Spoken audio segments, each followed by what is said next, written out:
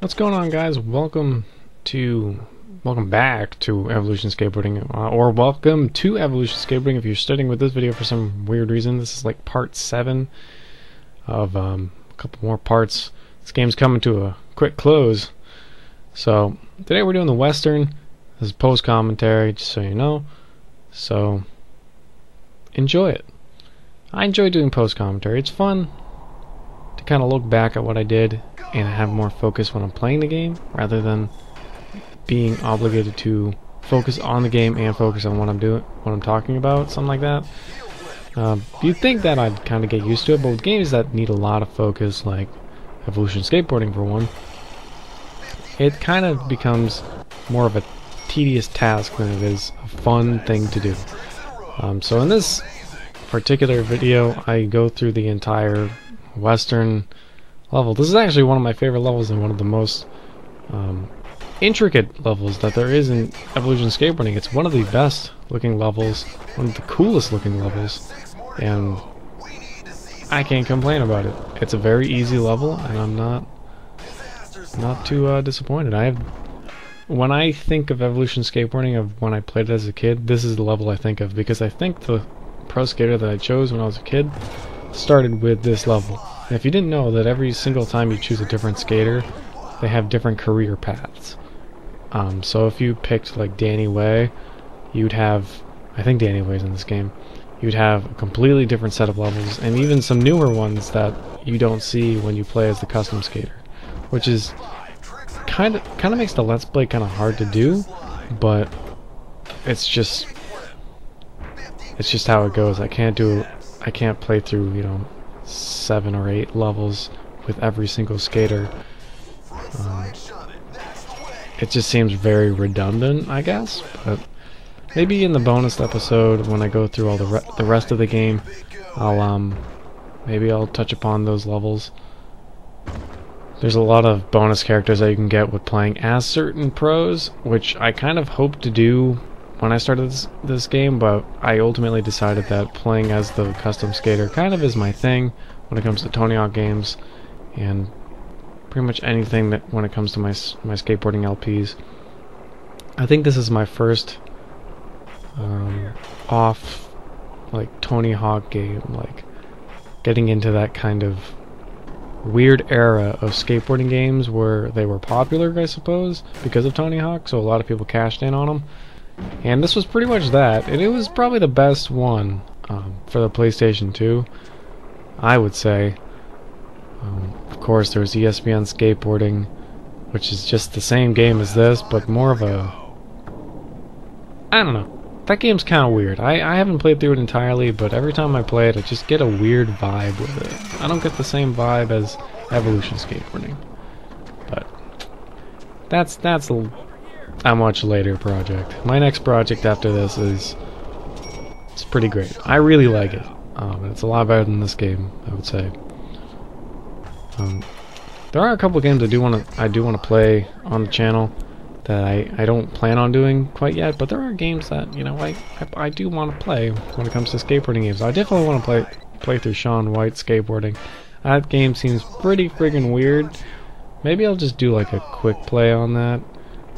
I don't know. I feel like when it comes to skateboarding games, I can't really do quick plays because it's like, it's my thing. It's my thing. When you got a thing, you gotta keep with the thing. There's Street Skater for PlayStation 1. I've never played that game before. Thrasher Skate and Destroy, I know Ice Bears just did a video on that. I've already played that game before, not on the channel, but in general. It's a pretty weird game. I don't know if I could play through the entirety of it. It's pretty difficult. It's a pretty cool game, though. It's pretty neat. I don't know Ice Bear's opinion on it, but yeah, I didn't watch the video. I saw that it was there. But I think it's a cool game. Very weird playstyle compared to Pro Skater. And what are you gonna do? It's a different game. Then there's MTV Skateboarding with Andy McDonald. That's a game I rented as a kid. I don't remember playing it too much because I remember it sucking. That's all I remember. I remember hating it. So rented it from Movie Gallery and then instantly regretted my weekend game of choice. But I mean, and what could you blame me? It was a skateboarding game, and I love Tony Hawk games. I never rented Tony Hawk because I always had Tony Hawk. I never. There was a part in my life where I did not have Pro Skater and Pro Skater 2, and that was when I lost them. Because I was a very messy kid. I was not very well organized, as many kids are. So there was a point in my life where I was like, I went maybe a year or two without playing Pro Skater 2. But of course, when I picked it back up, I immediately just I loved it. But I think during that period, I played a lot of Pro Skater 3, which really made me enjoy the game. Pro Skater 3 for PlayStation 1, because that is my all-time favorite game.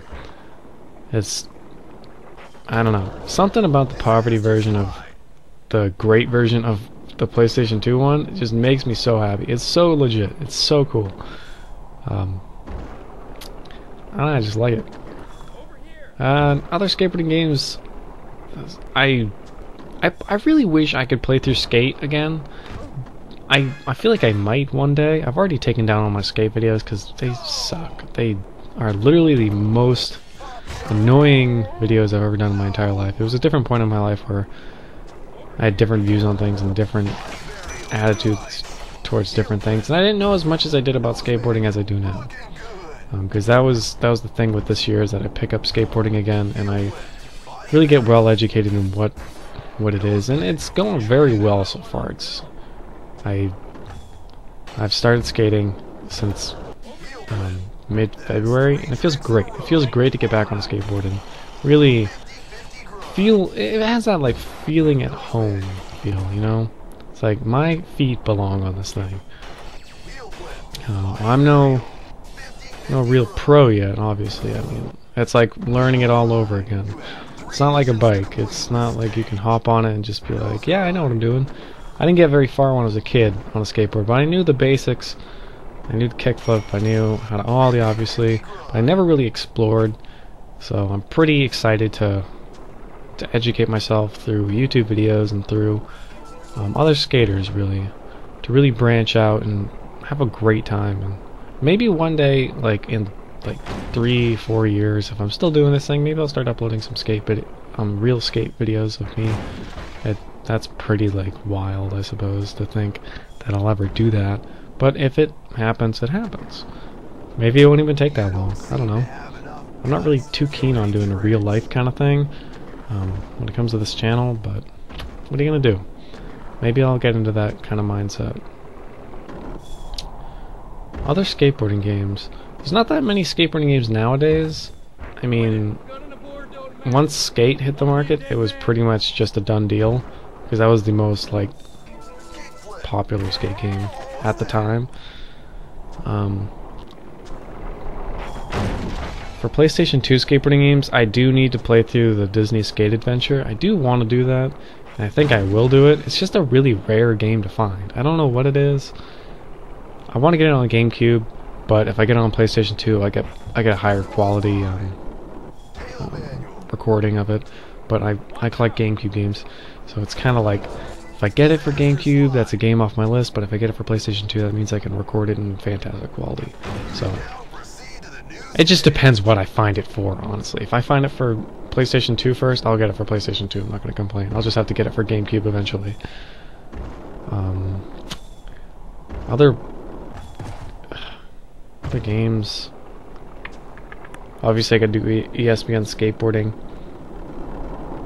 It's called I have it right here. ESPN X Games skateboard. It's by Konami, just like this one. It's pretty legit. It's not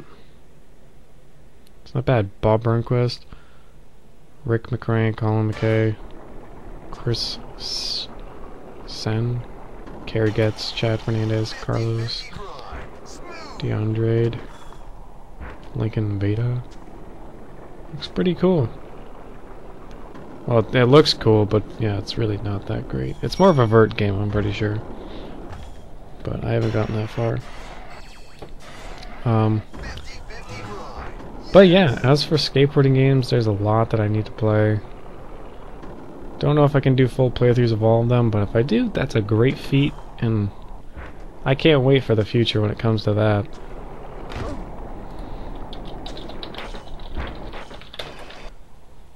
I don't know, man. I gotta do Simpsons skateboarding. It's like, it's just too many games.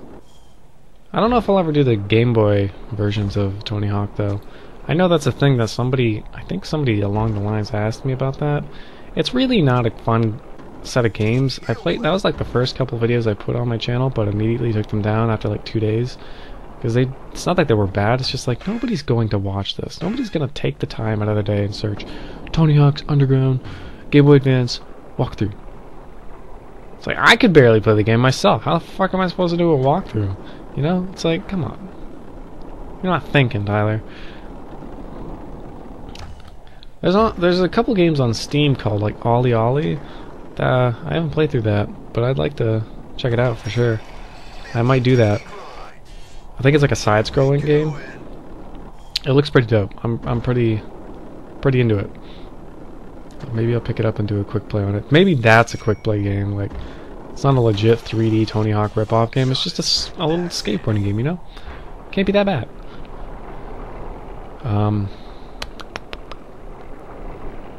I do want to do some... I want to do more Tony Hawk stuff, but I'm just unsure about what to do, because of course I can play through Project 8, I can play through Proving Ground, I can play through Downhill Jam, but I'm not playing through Riot or Shred, obviously. But I was thinking, and tell me if you guys think this is a pretty cool idea. It'll take a lot of time to do, but if you think it's a good idea, I will gladly put the time into it. I was thinking of doing a Tony Hawk stupidest gaps, you know, like something along the lines of highlighting gaps in the games, just in either a quick set of videos or just like in one big video, maybe a half-an-hour video of just the stupidest gaps, the craziest gaps, the most hidden gaps, just something like that. Because I'm not a big gap person, but I found all the gaps in Underground 2, and American Wasteland. Because that's where they have checklists, you know, and then Project 8 and Proving Ground have it, but who cares about that? So it'd probably be in those 3 games. So maybe I'll do that. But I'll see you guys next time. Let me know below.